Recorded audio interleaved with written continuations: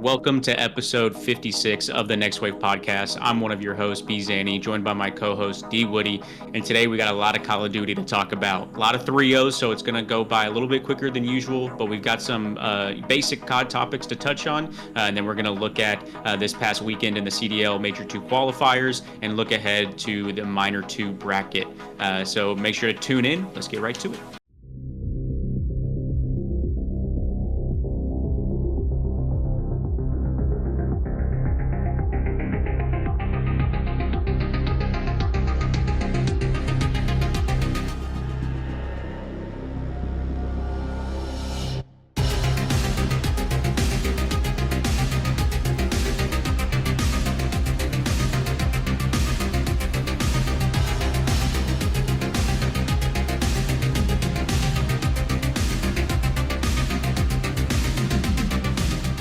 So last week, I think we found a good little intro segment with having an interesting question to start us off. And Dak came with a good one today. What is it? All right. So imagine you're in an airplane and you crash land on a private island. I feel like that's relevant for what's going on with planes recently. Sorry, my alarm went crazy. But you crash land on an island and magically a genie pops up and he says, you get one wish for any console and 3 games on that console to play for the rest of your time on this island. What are you picking? I mean, this might be the whole episode, bro. Console. We could actually make this last 45 minutes if we wanted to. Yeah. But I think console is the easiest thing of all time. It's 360, no doubt. Mm-hmm. I mean, it's either 360 or PS4, in my opinion. Yeah. I think those are the two there. Okay, wait, question. We're on a fucking deserted. We just crashed. Are we playing Can we play multiplayer? Let's just say, yeah, there's magical Wi-Fi that lets you play multiplayer. Okay. Then yeah, it has to be 360 because the only reason I go PS4 is for like the Uncharted or the Spider-Man, and if we have multiplayer, then I think those outweigh it. Yeah, so I'm torn between like a newer gen console and the 360 because I kind of want Elden Ring. Because I feel like I could play Elden Ring forever. Yeah, that's true. But with the 360, you can get Skyrim. Play DS3. Yeah. It's probably not as expansive, if I had to guess. But at 360, you got Skyrim. You can get GTA 5 still. And you can get a COD. You can get classic CODs, which BO2 available. Yep, it would be BO2 for sure. Yep. I mean, if someone says anything else, like, that's just... Yeah. Okay, I think I'm gonna officially say give me a 360. Me too. I'm saying give me a 360. Give me Black Ops 2 because that's just who I am. I'm a COD kid. We got one solidified. I think I'm throwing a GTA. Yeah, I think I'm throwing a GTA on there. GTA 5. I think you almost said it. I'm throwing GTA 5 on there too, and last one. Skyrim's a great shout. Like that actually might be the last one, especially for me because I didn't really play it like that when I was younger. But I know and I've watched it so much. But I'm trying to think of like another game. Like, dude, Gears 2 like holds a special place in my heart, and so does Gears 3. Dude, I might have to go Halo 3. Wow, the fact that I didn't even think of Halo is insane. Yeah. I'd go Halo Reach though myself. Ooh, yeah. No, what am I talking? I'd be wanting to play competitive shit too. Fuck, this is hard. Dude. This is tough. This is good though. Fuck, because I think I'm choosing Halo 3 because they got good custom games and there's just all kinds of shit. I love replaying the campaign. GTA, BO2, and Halo 3. Halo 3 is yours. Okay. So I got BO2, GTA. Excuse me, and. I mean, it's got a story, but it's mainly like mission based and multiplayer for that. So I need a core story game. I'm fuck. Oh, I was thinking Assassin's Creed now. Oh, damn, yeah. Assassin's Creed like 2 or you can only play that once, bro. Yeah, you can only play that once. I mean, same with Skyrim, low key. I mean, Skyrim you can explore a little bit and like and you can make new characters. There's like different legendary weapons, different builds. Damn. This is insane, but yeah, I'm gonna go. I'm just gonna follow you. I'm just gonna follow you. Yeah. I'm way too much of a FPS. Like GTA is enough for me to get lost in. The replayability of those 3 games, like if those were the last 3 games in my, repertoire, I'm playing them. I'm playing them. Did you ever play the Gears of War like knockoff game called like Bulletstorm? Yes. And you could like slow down the bullets. Yeah, I played the demo and it was fun as fuck. Oh my god, I played the actual game, bro, and it was awesome. Oh my gosh, I might have to watch a playthrough of that just to feel something. Do you think games like random games back then were more fun, or do you think than they are now? Because like how I feel like back then any game that released, like people were just playing it just cause, and like they were kind of fun, like Bulletstorm and just random shit like that. I'm trying to think of some other random games that I had that weren't necessarily mainstream. Yeah, no, I think that's like the least mainstream thing I played. Yeah, but I just feel like nowadays everyone's just playing whatever's hot, and like some of the side games just get think about like a GameStop in this day and age, and if you had to fill shelves with games. Yeah. Like, imagine how many of those would never leave the shelf. Yeah, exactly. But then again, like, there's people like us that are buying $2, $5, $10 games off Steam. Oh, so, for like, sure. You never know. Yeah. So. But yeah, good shouts. I could play those forever. Absolutely. So, back to our normal scheduled programming. We had some COD this past weekend, but we also had I don't even know what season is it update that just happened. 0.5? I don't know. 2 Reloaded or whatever. Mm-hmm. But we had some new maps drop for pubs currently, and that's Bullet and Grind.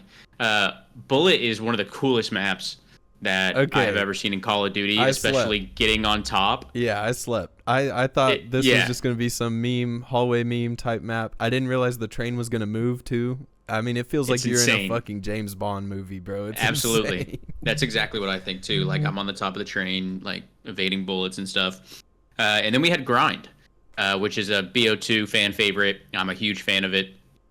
Grew up skateboarding, so it had a special place in my heart. And Ninja Turtle themed.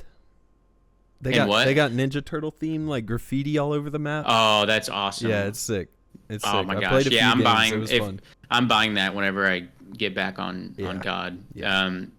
But they do cost $20 a piece, $80 total, which is, I mean, it's standard. Like, it is standard for like those high class skins, like the crazy ones that they drop and the collaborative ones that they drop like this. They're usually $20 a skin, but this one, it's like they're like the coolest 4 that you can ever do. So like, it just gets to a point where you compare it to other games, like they're in Fortnite. I got all 4 of them for $25, and I got their back blings and their pickaxes and all that. So like, comparing it, and you don't even see it unless you assassinate someone or play third person in zombies. So I mean, there are ways to see it. This COD is definitely helped with that. Mm-hmm. But I mean, $80 is a little steep. Yeah, but that's kind of personally, crazy, bro. If you're looking at just one skin, like I would definitely get one. But if you're trying to get all 4, bro, and Fortnite has all 4 plus back blings and all that shit for $25, like they are taxing, bro. Yeah, there's a discount if you get them all together in the bundle of all 4 of the skins. And it's not like it's one skin and it has like a different edit style where you change it to the other turtles. No, they're 4 totally different skins. Yeah. And so I think they should have at least discounted like if you get all 4. Maybe if you do, it turns a lot. Maybe if you buy 3, the last one's like half off. I don't think so though. But if you had to buy one of them, which one are you getting? Probably Raphael. I've always been a Raphael guy. I've always been a Mikey. Yeah, Mikey's fun too. He's trolly. I honestly like I've liked them all equally growing up, but if I had to pick one, it'd just be Mikey because he's trolly. I definitely Donatello's my least favorite. He's a fucking dweeb. He's definitely my least favorite too. It's probably like 30, 30, 30. No, 20, 28, 28, 28, and fucking 6 or whatever that comes out to, or 16. But yeah, that could have been priced a little bit better, and also you can I didn't even know this until you sent this. Yeah. You can wish list bundles from the kill cam if you die to someone and you want their gun, which is Yeah, insane. That's some hungry ass shit right there. That I feel like also just like face value, that's a hard thing to code. And there are some simple ass things that they could fix that they don't, but they spent the time to do that. Exactly. And that is just an absurd way to increase in-game purchases, because people, how like you hear it all the time. Like I'm victim to it too. You're like, oh, I just got, look at that gun I just got killed by. That's dope. And like, I know people, like, don't you have like 30 games on your Steam wish list? Like you'll randomly just wish list shit. Yeah. Like there's people like that who just do it just cause, and eventually they're gonna come back to that page and end up buying one of them. See, but the reason I wish list is in case one of those games goes on sale, it gives you an email that says like, hey, this game's on your wish list and it went on sale. Those skins don't go on sale. No, they don't. So it's just straight up like, hey, you want to buy a skin while you're watching a kill cam? If you hop on MW 2022 right now and go buy a fucking Vaznev skin, it's the same price as when it dropped. So like, that's insane. Yeah, like that doesn't happen. That's insane, bro. But like what I meant by that is like there are those people with those tendencies to like, you know, just wish, like, because they can, you know, like it doesn't do any damage to wish list a bundle, so they can. And there's people who probably fully intended on buying that skin after seeing the kill cam, but couldn't find it in the shop or whatever, because you can still buy bundles that aren't in the shop. They're you just have to go through the guns and buy them. So here's the issue, right? I saw a tweet that said in 2019 Modern Warfare, on the kill cam there was a button to copy loadout. So if you see someone, they're shitting on you, you're like, what gun is that? You can copy that loadout. Yeah. But now they've changed it to wish list item instead. Yeah. So it's just like, damn. Like, copy loadout's actually a good feature. Yeah, for sure. Yeah. Absolutely. But because now it's not cosmetic. Now it's been replaced by, hey, buy our bundle. Yeah. So absolutely. Shifting more towards the competitive side of things somewhat, legend OpTic Halo player, previous space station MVP at Halo Worlds and champion, 1v1'd Illy on a Skyline hardpoint and absolutely shit on him. And that started this whole kind of talent debate, Halo versus COD. And I'd take a firm stance in saying that more Halo pros can transition to COD than COD can to Halo. That's your stance? It's my stance. And I think it's pretty sound. I think most players would agree with me. Yeah, I could see that. But that's what all the Halo people were tweeting. They were like, see, Halo's more methodical and blah, blah, blah. It's harder. So this is why he translating so easy to COD. You just slide around and shit on him. Yeah, I think here's the thing with the difference, right? Because playing more COD definitely increases like your reaction time, because there's less. Now, reaction time definitely matters in Halo, but like because of the aim mechanics and because of the longer kill time, there is less of a reliance on reaction time. Obviously, if you both hit the same amount of shots, whoever shot first is going to win that, right? And if that's based on reaction time, then obviously having a better reaction time matters. But the thing is, with being able to have that reaction time and then bring that aiming ability over to COD where you just slide around a corner and zap someone instantly, I think it's easy to make that transition, as well as it's just harder to aim. In Halo, where it's just it's easy as fuck to aim in COD. So. Exactly. But yeah, I thought that was kind of funny. And then Shotzi was clowning Illy, and then they 1v1'd and Illy beat Shotzi. So I guess Legend is the truth, bro. I don't know. He's Legend's different. The truth. I'm telling you, Legend comes over to COD. Him, Hydra, Lens. They make a little French trio. Get one more French player. Ridiculous. There would be a nasty LAG team. That's 3 subs. Because isn't Gotaga and all them? Are they French or am I tripping? Yeah. So that'd be kind of lit. Yeah. Eventually. Gentlemates. Yes. But yeah, let's go ahead and get into the CDL weekend here. We had a lot of 3-0s, so we're going to get through this pretty quickly. Make sure to highlight some key things. But our first match was Carolina Royal Ravens going up against the Minnesota Rocker here. Carolina starting off what is a heavy 3-0 weekend with the first 3-0.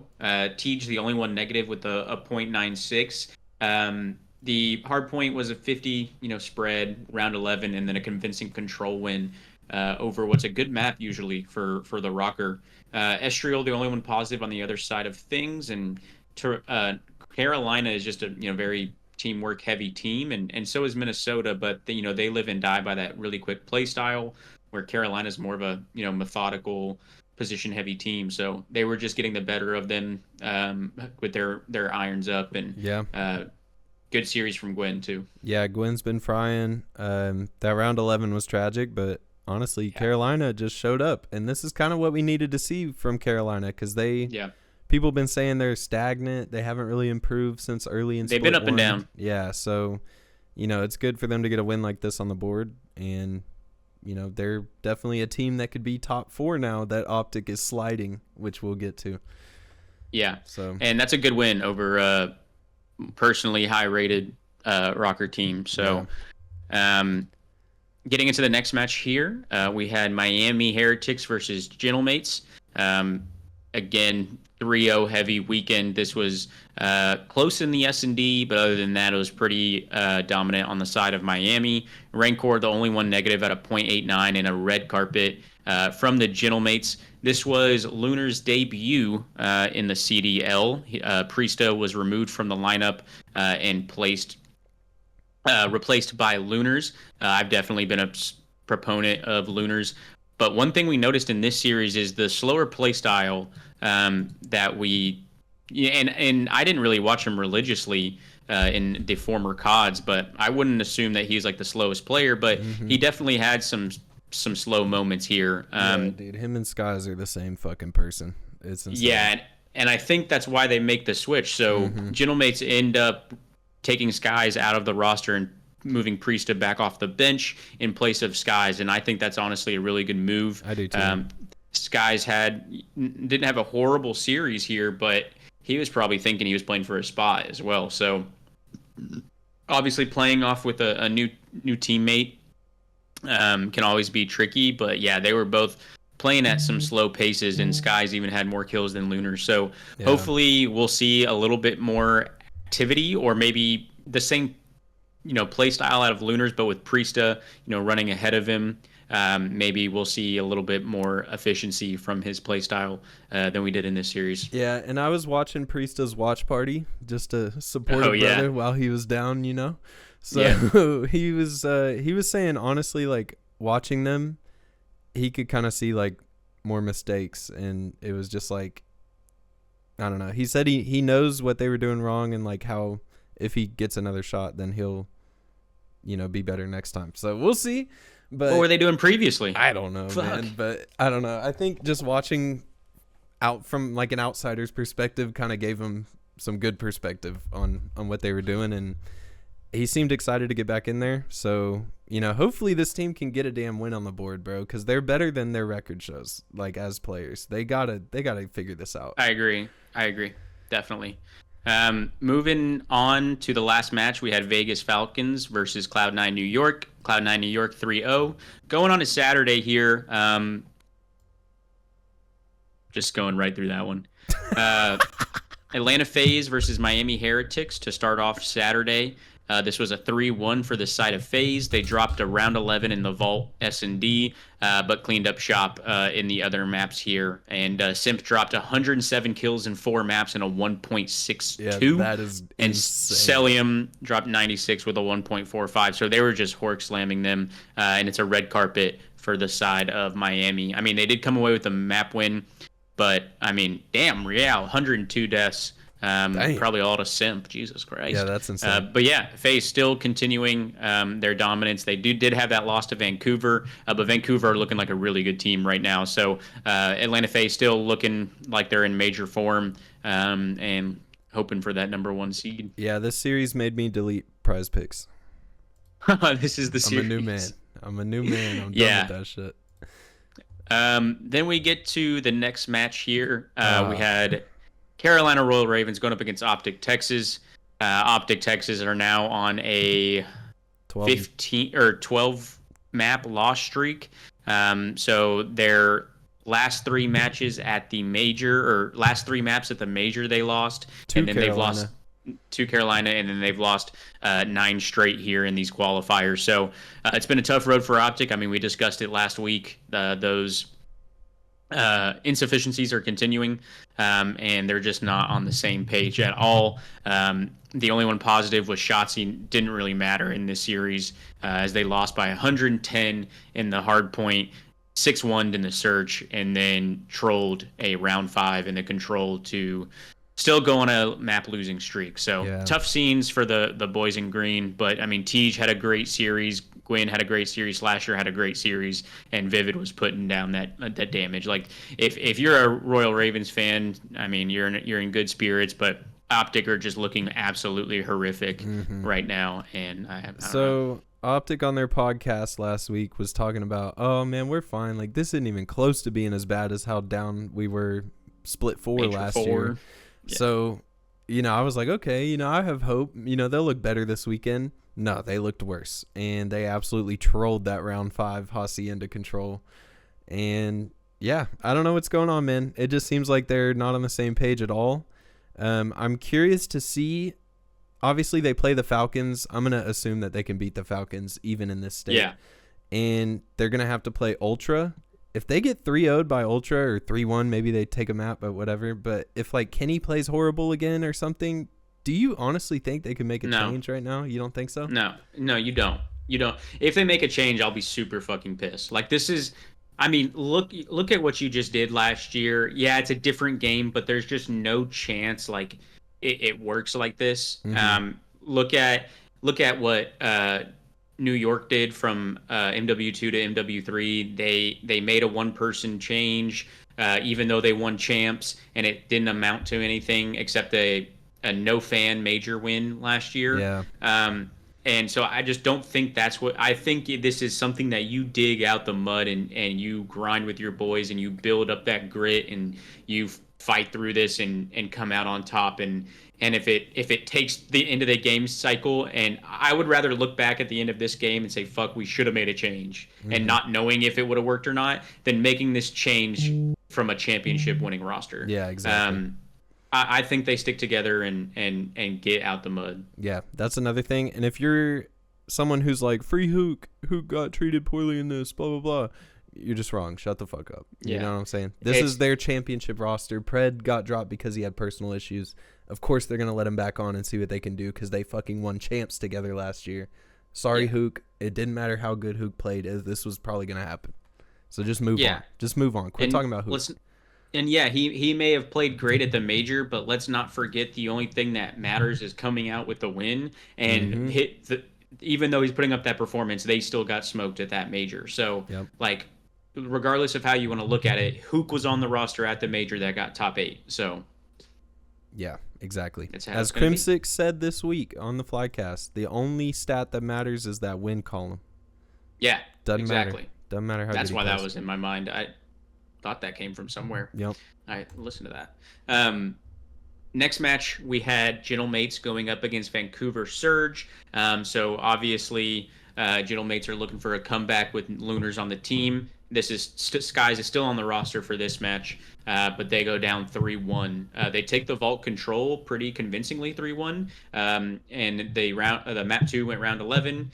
But other than that, Surge came out with the dub. The red card was a super weird map 1. It went down to time, and it was 201 to 140. It was super weird, but it was insane. Neptune still going crazy. He went 42 and 26 in the map 1. 114 kills from Neptune. Jesus. Yeah, over 4 maps with a 1.31. Nasty also putting in work with a 1.06. Vancouver right now are definitely looking like a threat. On the other side of things, you do see Lunars and Lins go positive. I mean, Lunars played at what looks like I didn't watch this intensively, but looks like they were at a much quicker pace. So yeah, I think this just kind of tells me maybe Skies had was second most kills in the lobby. Yeah, this just kind of tells me Skies was probably like, I need to change something up since we're both slow, and then maybe he was just uncomfortable, played like shit, and then got dropped. Yeah, so, I mean, it's tough. It looks like they want to play faster as a team, and Lunars as a slower AR, I guess, is faster than Skies in that aspect, and then bring up Priesta to fill in that, third role, because what probably was the case as well is you're not putting Skies on a sub, right? Yeah. And Lunars probably isn't comfortable as a sub.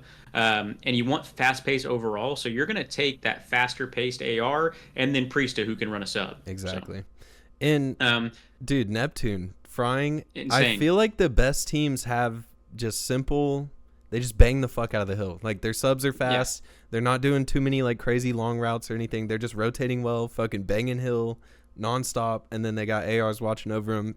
Vancouver looks really good right now. I hope they keep this up online. And granted, Vancouver is pretty shit, but if you have 0-4 with the least kills barring Skies in the lobby with a .89 and the least damage, and you're winning 3-1 and you still have your other sub going crazy, like you're looking real good. Yeah. The thing for me is if they're able to keep winning searches and Neptune is able to slay at this level, somewhat consistently, they're definitely can be in a Sunday. Yeah, for sure. Yeah, absolutely. They look good right now.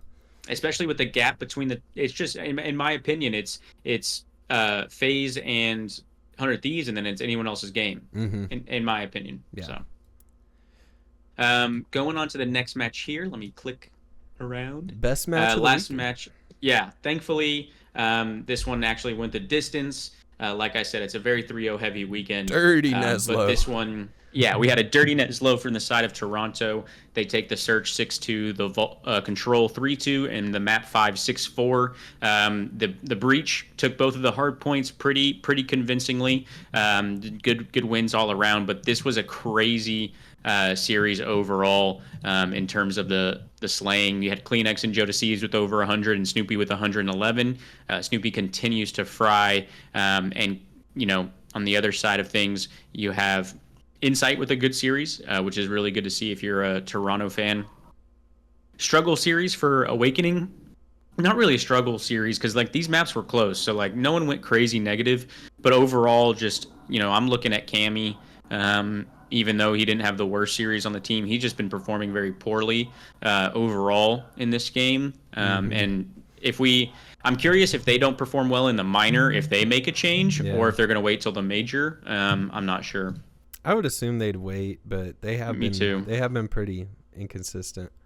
Yeah, I mean he's dropped a couple .5s, bro. Yeah, that's bad. Like that's like on some Kenny. KD doesn't matter until you're dropping .6s and .5s. Then it's right, like, exactly. Okay, like now you're exactly. Yeah, so exactly.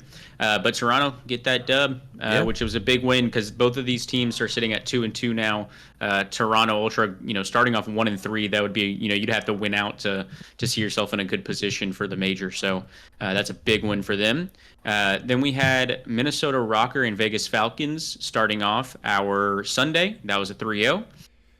We're going to move on. Every Falcons, unless the Falcons win a map, I'm just saying the series count. I feel that. Then we had LA Thieves versus Toronto Ultra, which what we thought after Breach Ultra was still going to be the game of the weekend, hopefully. And it was a 3-0 for the side of the LA Thieves. The first and third maps were pretty competitive, 242 to 250. 6-2 for the LA Thieves in the Search, and 3-2 in the Control. The map 1 was absolutely insane. Joe Deceives went 49 and 37. Damn. I had his over for the series, and I was cashed after map 1. Like he had to have dropped 0 kills over, just gotten shit on. Joe's been going nuts. But yeah, this was a bang out series. It wasn't like Toronto didn't show up. LA Thieves were just making good plays overall. Everyone positive except for Ghosty, which was, he still had a .97, doing his thing in Search, helping the team win. But it's really good to see Hydro top fragging and highest KD. That's what you want to see against a good opponent. Yeah, for sure. It's good to see Ultra at least keeping up in respawns. This could have been different. That map 1 was crazy. Map 3 was crazy, so I hope they do this on LAN. They can compete with just about anyone with Joe playing like this. That man's been going stupid. Yeah. Last match of the weekend, we had Cloud9 New York going up against Boston Breach. Definitely thought this one would be closer, but C9 New York absolutely shit on them. Yeah. 250, 148, 6-1, 3-0. And it's just red carpet versus green carpet. You had Crimp with a 1.6, Attach with a 1.54, Sib with a 1.89, and Mac with a 1.29. So, like, this was just a body bag. A hard 0.5. Like, he's dangerously close to a 0.4. Oh my god! Like, this is 24 kills in 3 maps. Oh my god, man, that's insane. Dude. He went 6-16 in the control, bro. I mean, they all did bad, but that's they all got crazy. Dude, I didn't watch too much of this because I was in Colorado, but this it was just a pumping, bro. Ridiculous. I don't know. It was just an absolute slamming. It was insane. Yeah. So, like I said, a lot of 3-0s. This weekend. I told you this is probably going to be the fastest recap we've ever done here on this show. So I don't know what to think about C9, bro, because they do this sometimes where they look really good against a team that's kind of in their caliber, but then they look really bad against a team that's kind of in their caliber. So I just don't know what to think about them. Yeah. Let me see who are they're 3-1. They're looking good this split against? For sure. Okay, so they 3-0'd Ultra. That was a good win. And then they went map 5 with Vancouver, and then 3-0 Vegas, 3-0 Breach. So, I mean, they're looking good right now, but they got to translate it over to 3-0 on Ultra was shocking, too, though. Yeah, that was a good win. And they barely lost to Vancouver. I think it was around 11. That's what I'm saying. Like, they're looking good. Yeah, so shout out C9. They're doing it. Let's go ahead and look at the minor bracket here. Ooh, yeah. That's what was going to be going on this weekend. How do I freaking find this thing? Yeah, is there a bracket? Here we go. Just go to matches and then click on the MQ minor 2 CDL thing. Overview. Why does it not show the teams? Here, I'm just going to go to CDL Twitter.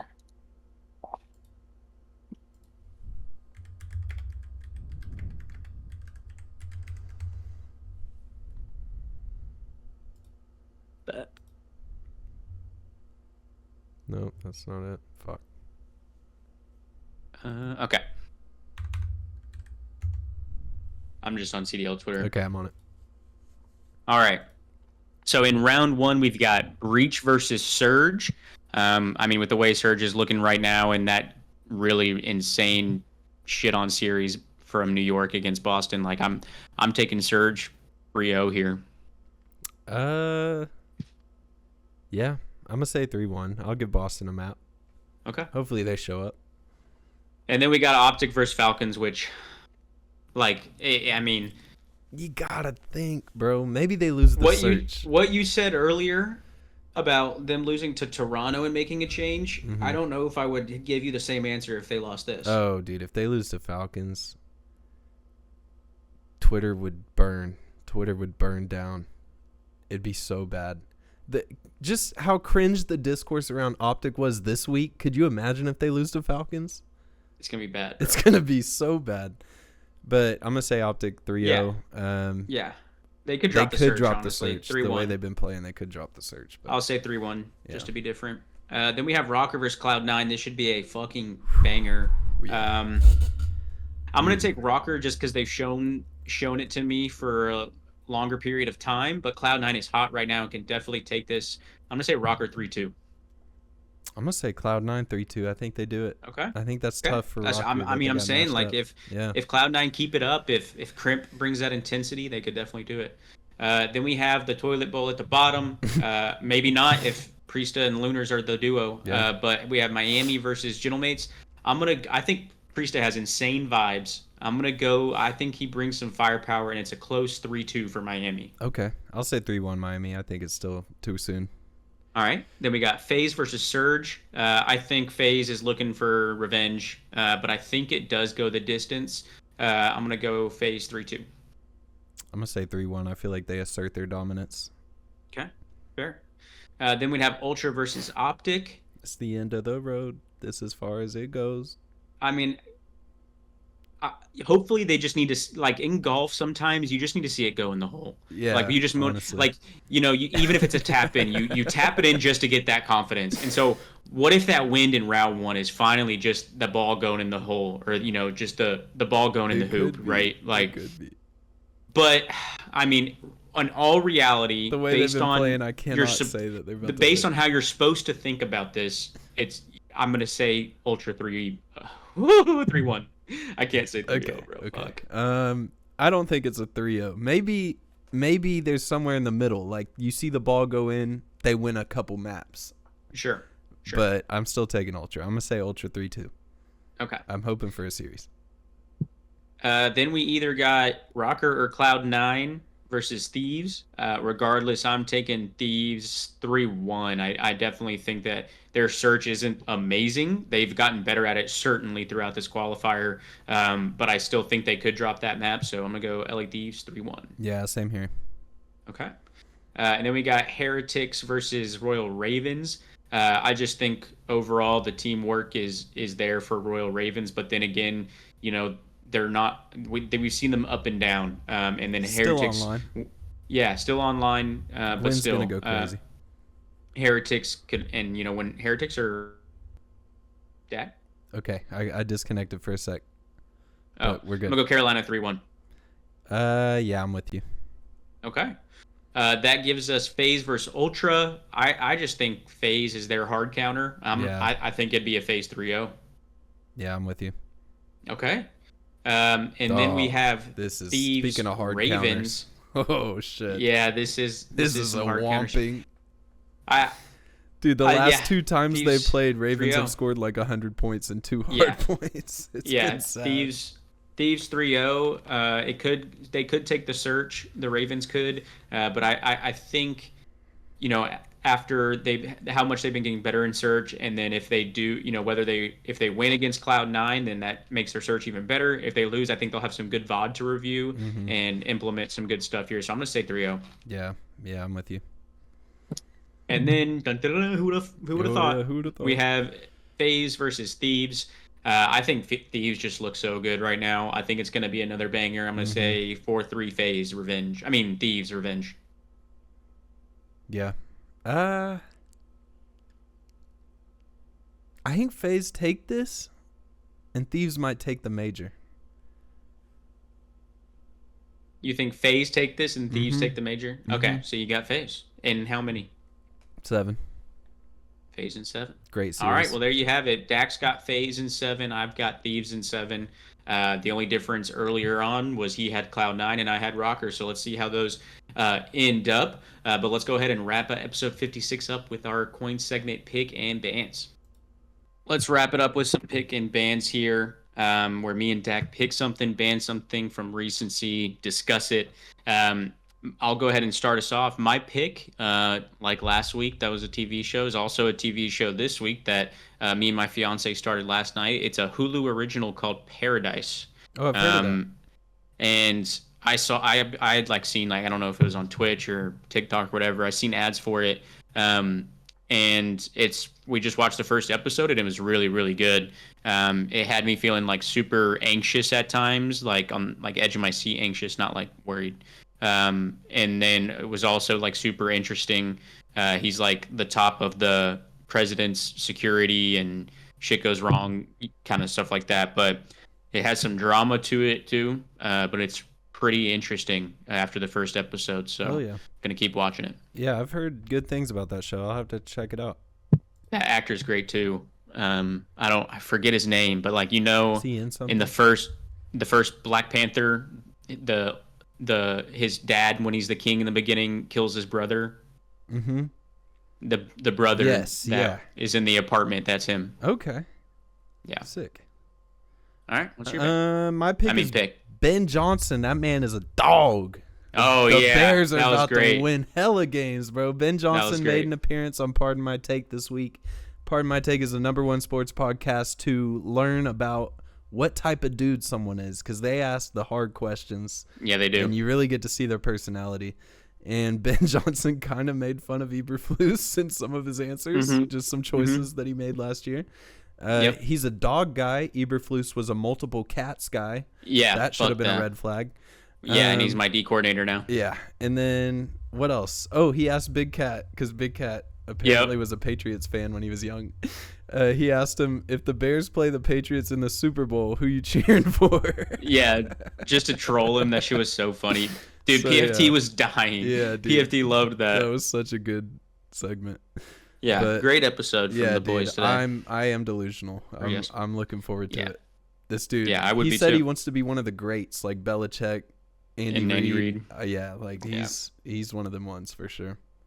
Yeah. My ban is just sweating. We're back. We're back to hot weather here in Texas a little bit, but really, I just get so sweaty for no reason. Like we landed from the plane ride. I can smell my planes, BO, bro. I don't know why. Like planes and long car rides are just a sweat fest. Oh yeah. Maybe I'm too I was like watching a movie and shit. Now I do get kind of nervous when we land. No troll. Especially like you said earlier in the episode with what's going on. But I be taking Dramamine and shit. And so like I understand like that feeling can obviously make me perspire. But like, dude, it's like to where my fiance's looking at me like, oh fuck. She's like, I'm smelling. I'm like, dude, I know, I smell myself. Like, what do you want? Like, I can't help it. So yeah, fuck sweating, man. Yeah, big facts. All right, my ban is Rocket League season launches as of recent. Season 17 came out, I don't know, months ago, and we're still on it. And they delayed the launch of season 18 because I would assume it's because last season they had a horrible launch and everyone on Xbox was experiencing crashes for like 45 days apparently. They just could not fix it. It was a complete mess. They were giving out free gifts to everyone to make up for it, which it didn't make up for it. It's unacceptable. But yeah, they delayed the launch of season 18 by like a week or so. I would assume that's in preparation to not fuck up the launch this time. So hopefully it goes smooth, but they're not doing good things over there right now. Yeah, so that's tough. Fingers crossed it goes smooth, but honestly I kind of like that the season's delayed a couple weeks because now I can still try to rank up. Yeah, and the battle passes haven't been terrible, like really. Like the one before this one I bought and liked. Like they had some cool ass shit, so yeah, hopefully this one's good and they can make it better for the console guys. Yeah. But yeah, that's gonna do it for episode 56, guys. Thank you so much for tuning in. Make sure to like, comment, and subscribe to help the channel grow, and we'll see y'all in 57. Deuces.